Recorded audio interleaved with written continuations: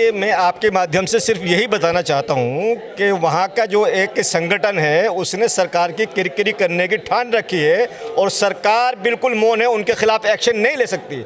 मैंने अभी कहा है कि कुलभूषण भारद्वाज जो वहाँ का एक संगठन है हिंदू संयुक्त मोर्चा, कुलभूषण भारद्वाज को बीजेपी से 6 साल के लिए बाहर निकाल दिया। वो अपनी खुन्नस निकालने के लिए सरकार की किरकिरी कर रहा है और सरकार बेबस है, मजबूर है कि उनके खिलाफ एक्शन नहीं ले सकती। उससे जाहिर ये होता है कि सरकार जो हरियाणा में चल रही है वो खट्टर की नहीं चल रही है, वो इन गुंडों की, इन फसादवादियों की जो ओछी राजनीति करते हैं उनकी सरकार चल रही है। इसी वजह से वो किसी के ऊपर कोई कार्रवाई नहीं करती, हमें ऐसा लगता है। पिछली बार की जो नमाज की जो वीडियो है, क्या वो उस जगह की है जिन जगह जो है चिन्हित में से कोई एक जगह है?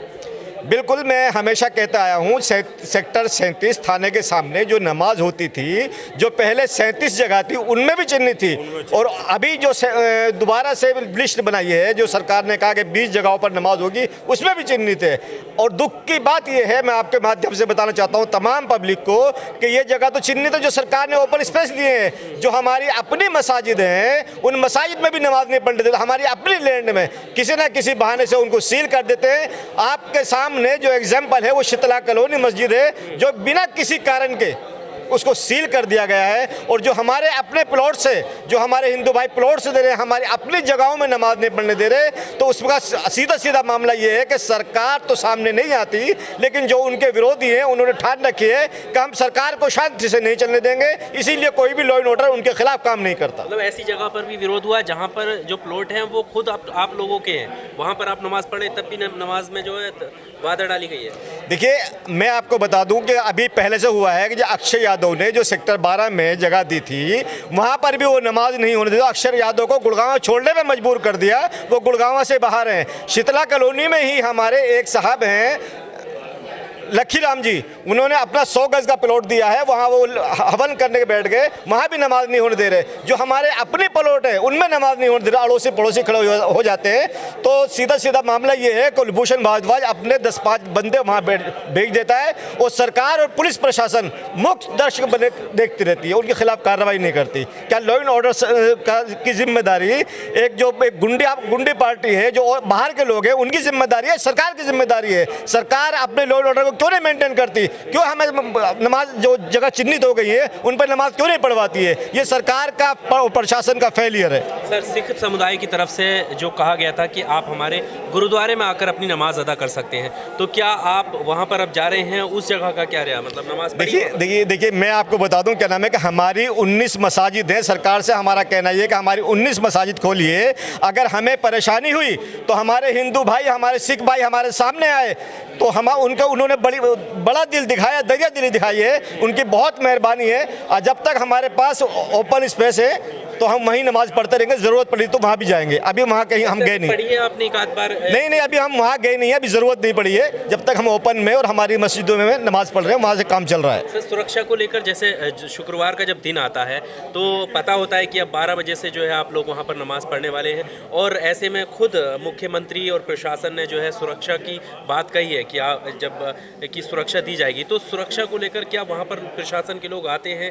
कैसे वो लोग हावी हो जाते हैं? क्या उनकी तरफ से प्रतिक्रिया रहती है? देखिए, आपने पिछली बार देखा होगा, क्या नाम है कि सुरक्षा के लिए पुलिस प्रशासन सिक्योरिटी तो होती है, लेकिन वो मौन होती है। क्या नाम है, वो सिर्फ खामोश होकर तमाशा देखने वाली होती है।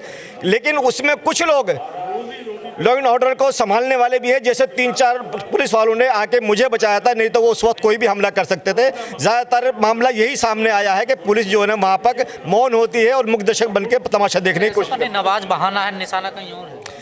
बिल्कुल सही कह रहे हैं। दरअसल क्या है, क्या नाम है कि जब भी ऐसा कुछ होता है, हमारे उत्तर प्रदेश में इलेक्शन आने वाला है, सिर्फ उसको निशाना बनाते, उसको देखते हुए हम मुसलमानों को निशाना बनाया जा रहा है। सर, ऐसी स्थिति में क्या नमाजी कम हुए हैं? क्योंकि डर तो हर किसी को रहता है इस तरह के फसाद में कोई ना पड़े, इस वजह से क्या नमाजी आना छोड़ रहे हैं? मुसलमानों में बहुत ज़्यादा खौफ है, बहुत ज़्यादा डर है।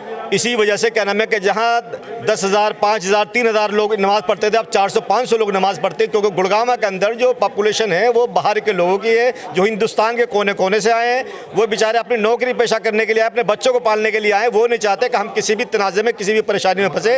इस और लोग वहाँ से जो है ना पलायन करने की तैयारी कर रहे हैं। कई लोगों ने अपने घरों के ऊपर बोर्ड लगा रखा है कि हम यहाँ से, अगर हमें अपने रिलीजियस पे, अपने ईमान पे चलने की आज़ादी नहीं होगी तो हम ऐसी जगह रह के क्या करेंगे। सर पिछले बार जो है वहाँ पर जो पूजा अर्चना की गई, गोवर्धन पूजा की गई, उसमें कपिल मिश्रा भी गए थे और उनका ये कहना था कि आखिर हम जो लोग हैं वो हम कितना दबें। पहले इन्होंने बहुत कम लोगों ने शुरुआत की थी, फिर और ज़्यादा पार्क घेरे गए, फिर जगह जगह और ज़्यादा लोग आने लगे, तो ऐसे तो ये कब्जा करने लगेंगे जिसको उन्होंने लैंड जिहाद का नाम दिया। तो क्या ये बात सही है? देखिए बिल्कुल गलत है। पहले हम जो है ना 100 जगहों पर, 125 जगहों पर नमाज़ पढ़ते थे, बाद में हमें 37 जगहों पर कर दिया गया। और हम तो ये कहते हैं हम एक जगह पर भी नमाज नहीं पढ़ेंगे। हमारी मसाजिद खोल दीजिए, हमें ज़रूरत नहीं। हमारी 19 मस्जिद गुड़गांव के अंदर, आप हमारी मस्जिद खोल देंगे और जो न्यू गुड़गांव है उसके अंदर जगह अलाट करवाइए। अगर आप जगह अलाट नहीं करवा सकते तो हम जगह खरीदेंगे, आप हमें परमिशन दीजिए। हम इस तरह का फसाद या माहौल ख़राब करना नहीं चाहते।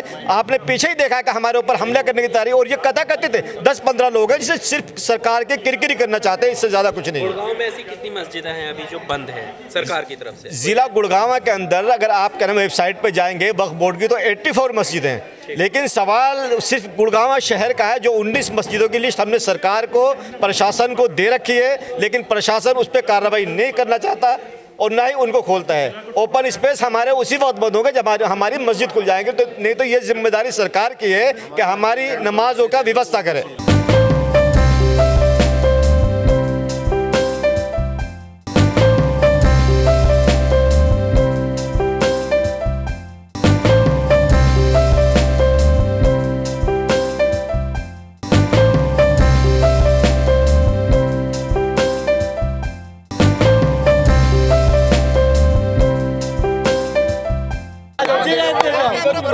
एक सिरे से खारिज करते हैं और ये भाईचारा कायम रखते हैं। भाईचारा के लिए हमें चाहे कुछ भी करना पड़ो, जिसे हम मिलकर के लड़े। मेरा सवाल ये है, मुसलमानों ने, किसानों ने। मैं भाईचारे को खत्म करने की बात नहीं कर रही हूँ, भाईचारा होना बहुत जरूरी है। मेरा सवाल ये है, ओवैसी जो लड़ रहे हैं उनका मेन मुद्दा क्या है, उस पर मैं बात ओवैसी जो लड़ रहे हैं, अरे यही लगा देना शुरू कर दो।